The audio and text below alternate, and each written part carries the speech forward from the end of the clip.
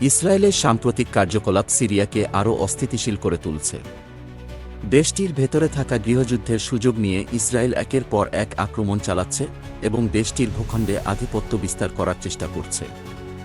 Israeli বিমান বাহিনী সিরিয়ার সামরিক শক্তি নষ্ট করার লক্ষ্যে ধারাবাহিক হামলা চালাচ্ছে। সিরিয়ার লাতাকিয়া ও টার্টাউস বন্দরের মতো গুরুত্বপূর্ণ স্থান এবং ক্ষেপণাস্ত্র গোদামগুলোতে আঘাত হেনে সেগুলো ধ্বংস করছে। এদিকে ইসরায়েলের স্থল সেনারা সিরিয়ার গোলান মালভূমির গভীরে তাদের দখলদারি অবস্থান আরও দৃঢ় করছে। জাতিসংঘের মহাসচিব অ্যান্থনিও গুতেরেস সিরিয়ার সার্বভৌমত্ব এবং আঞ্চলিক অখণ্ডতার ব্যাপারে এই লঙ্ঘন নিয়ে গভীর উদ্বেগ প্রকাশ করেছেন।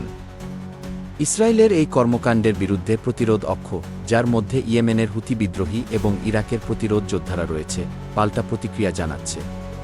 বৃহস্পতিবার হুথি বিদ্রোহীরা লোহিত সাগরের উপর থেকে ইসরায়েলের দক্ষিণাঞ্চলে একটি ড্রোন পাঠায়। ইসরায়েলের প্রতিরক্ষা বাহিনীর দাবি, ড্রোনটি আকাশসীমা পার হতে পারেনি এবং আক্রমণটি থামিয়ে দেওয়া হয়েছে। হুথিরা এ ঘটনার দায় স্বীকার করে বলেছে, এটি ইসরায়েলের গুরুত্বপূর্ণ স্থাপনা লক্ষ্য করে চালানো হয়েছিল। একই দিনে ইরাকের প্রতিরোধ যোদ্ধারাও ইসরায়েলের ড্রোন আক্রমণের দায় স্বীকার করেছে। তারা জানিয়েছে, ইসরায়েলের একটি গুরুত্বপূর্ণ স্থাপনা তাদের লক্ষ্য ছিল। বৃহস্পতিবার ইসরায়েলের আশকেলন, সেডের, নেটিভট এবং গাজার কাছাকাছি অন্যান্য শহরগুলোতে সাইরেন বেজে ওঠে। ইসরায়েলি প্রতিরক্ষা বাহিনী জানিয়েছে, এটি প্রতিরোধ অক্ষের আক্রমণের ফল। ইসরায়েলের ইয়াভনের শহরে সোমবার সকালে একটি উঁচু আবাসিক ভবনে বিস্ফোরণের ঘটনা ঘটে।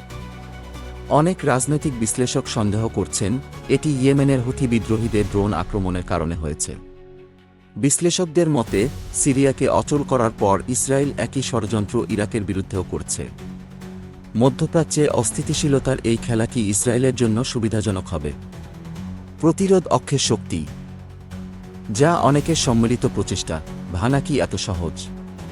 প্রতিরোধ অক্ষের ড্রোন আক্রমণ কি ইসরায়েলকে তার পরিকল্পনা থেকে সরাতে পারবে, নাকি এটি আরও সংঘাতের জন্ম দেবে? সিরিয়ায় চলমান ধ্বংসযজ্ঞ এবং মধ্যপ্রাচ্যে অস্থিতিশীলতার খেলা যে কোনো সময় এক নতুন মাত্রায় পৌঁছাতে পারে।